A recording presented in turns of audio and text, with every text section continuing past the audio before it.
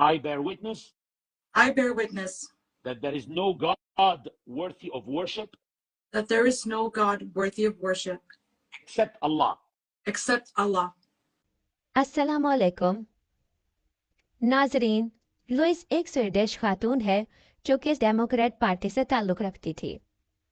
Louis एक इंतहाई इस्लाम मुखालिफ नज़रियात रखने वाली औरत थी और वो अपनी गुज़िश्ता ज़िंदगी के मुतालिक कहती है कि वो इस्लाम फोबिया का शिकार थी और मैं समझती थी कि मैं सच्चाई के रास्ते पर हूँ और इसकी वजह मेरा बॉयफ्रेंड था। उसने मुझे यकीन दिलाया था कि इस्लाम एक बहुत बुरा दीन है और तुम लोगों को इस्लाम की बुराई से आगाह करके बहुत अच्छा काम कर रही हो। और सोशल मीडिया पर और मेरे इर्द गिर्द लोग भी मेरे काम की बहुत तारीफ करते थे और हर कोई यही कहता था कि तुम बहुत अच्छा काम कर रही हो। अक़वाम मुत्तहिदा के एक इजलास के दौरान ट्रंप ने इस्लामी ममालिक पर पाबंदियां लगाने के हक में एक अवामी रैली का इनेकाद किया था। मैं भी उस रैली में शरीक थी और मैंने वहाँ एक इस्लाम मुखालिफ तकरीर की थी और कहा था कि इस्लाम एक दहशतगर्द मजहब है वगैरह वगैरह। और मेरी उस तकरीर को टीवी चैनल्स ने काफ़ी कवरेज दी थी और बस इसी तरह मुझे लोगों में पजीराई मिलती थी और जितनी ज़्यादा लोग मेरी तारीफ करते मैं उतना ज़्यादा इस्लाम मुखालिफ नज़रियात में शिद्दत पसंद बनती चली गई। उस वक्त मैं खुद पर बहुत फ़ख्र करती थी जो कि अब मैं समझती हूँ कि मेरी जहालत थी। लुइस अपने बारे में मज़ीद बताते हुए कहती है कि इन सब चीज़ों ने मुझे बहुत ही गुस्से वाला और बददिमाग बना दिया था। मैं हर वक्त गुस्से में रहती थी। मैं मुस्कुराना तो बिल्कुल ही भूल गई थी। मैं दिन ब दिन डिप्रेशन की मरीज बनती जा रही थी। लुइस की ज़िंदगी में बदलाव उस वक्त आया जब फेसबुक ने उसका पेज बंद कर दिया। लुइस को नफरत फैलाने और नफरत अंगेज मवाद शेयर करने की वजह से एफबी से मुस्तकिल तौर पर ब्लॉक कर दिया गया था। क्या मैं माशरे में नफरत को फरोग दे रही हूँ? मैं अपने बारे में सोचने पर मजबूर हो गई थी।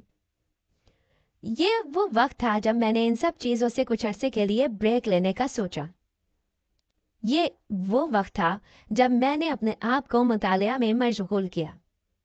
मैंने पॉलिटिकल हिस्ट्री का मुतालिया शुरू किया और मैंने इस्लाम का मुतालिया शुरू किया।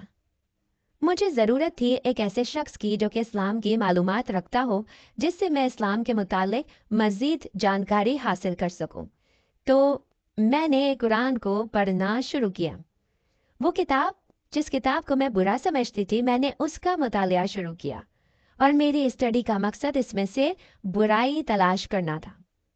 और आज मैं हर उस शख्स से कहूँगी कि वो कुरान पढ़े जिसके दिल में मुसलमानों के खिलाफ नफरत है।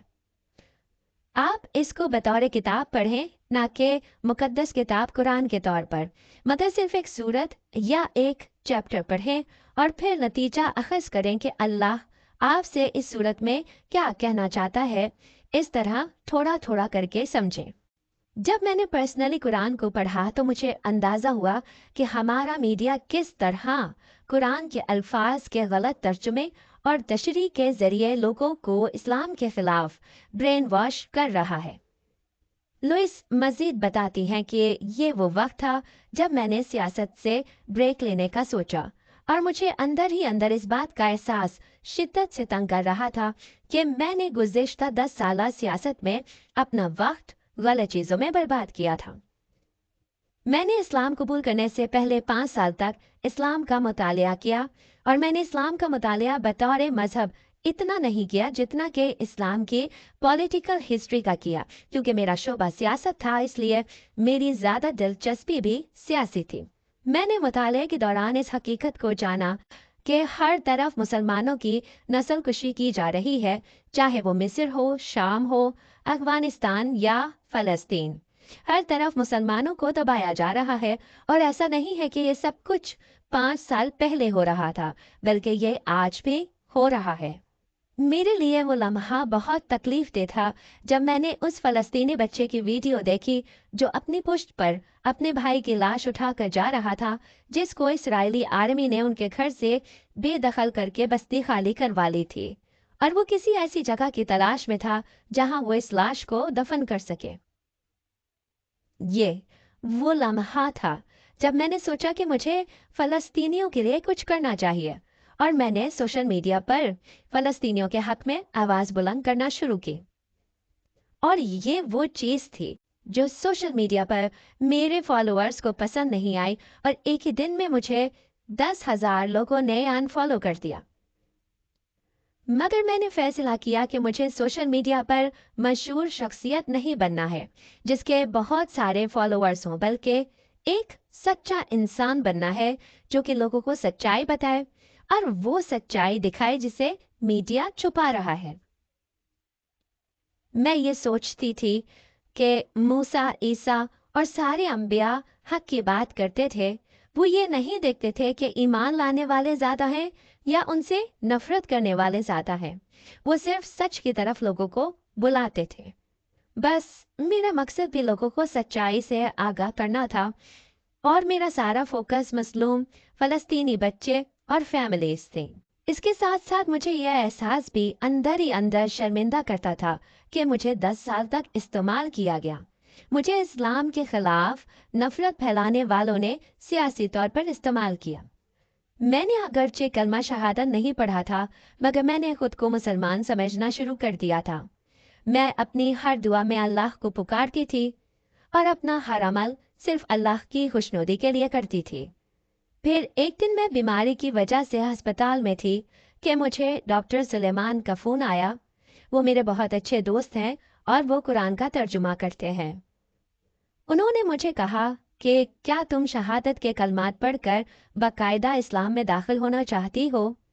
मैंने उनको फ़ौरन जवाब नहीं दिया, मगर अगले दिन मैंने उनको फ़ोन करके कहा कि हाँ, मैं कलमा शहादत पढ़ना चाहती हूँ। अगले दिन मैंने वीडियो पर लाइव अपने वालिद और वालदा को इनवाइट किया और लाइव अपने कुछ मज़ीद दोस्तों के हमरा कलमा शहादत पढ़ा और मैं उस वक्त हॉस्पिटल के मरीज़ों वाले ड्रेस में ही थी। मैंने उन सब लोगों के सामने लाइव कलमा पढ़ा जिनको मैं अपनी ज़िंदगी में अहमियत देती हूँ। उस लम्हे मैंने महसूस किया कि मैं जैसे दोबारा पैदा हुई हूँ। मैं एक नई ज़िंदगी शुरू कर रही हूँ और मैं पहले से ज़्यादा मजबूत हूँ। नाज़रीन, लुइस कहती हैं कि मैं चाहती हूँ कि मैंने जितना वक्त लोगों को इस्लाम के मुतालिक गलत मालूमात देकर गुमराह करने में गुजारा है, उसी तरह अपनी बाकी ज़िंदगी लोगों को इस्लाम की सच्चाई बताते हुए गुजार दूँ।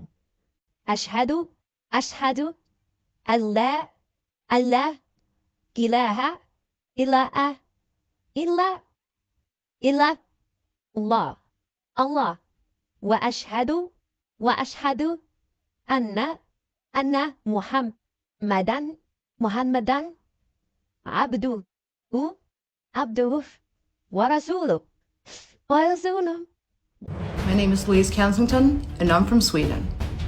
Today, December 31st, we are calling global citizens to come together at New Year's Eve celebrations around the globe to transfer the call for 2024 into a call for a permanent ceasefire. This is the time to unify and to raise our voices. Join us tonight on New Year's Eve as we count down to ceasefire.